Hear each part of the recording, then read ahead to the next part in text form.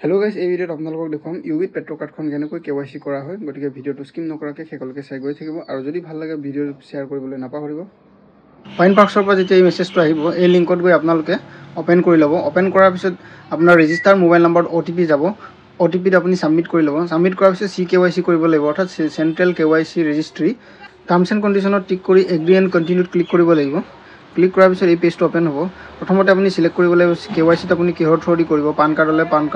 পান কাৰ্ডটো সিলেক্ট কৰাৰ পিছত আপোনাৰ পান কাৰ্ডৰ নাম্বাৰটো দিবলৈ দিব পান কাৰ্ডৰ নাম্বাৰটো দিয়াৰ পিছত সাৰ্চ কৰিব লাগিব তাৰ পিছত আপোনাৰ তলৰ ফালে ডেট অফ বাৰ্থ দিব লাগিব ডেট অফ বাৰ্থটো দিয়াৰ পিছত সাবমিট কৰিব লাগিব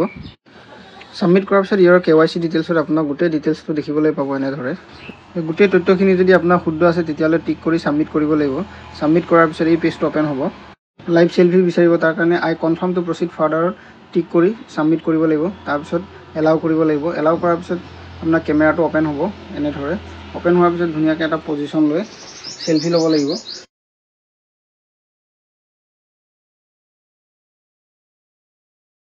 লাইভ সেলফি লৈ কমপ্লিট হোৱাৰ পিছত যেতিয়া ভেৰিফাইড হৈ যাব ভেৰিফাইড হোৱাৰ পিছত এনেদৰে মেছেজ আহিব কংগ্ৰেচুলেশ্যনছ বুলি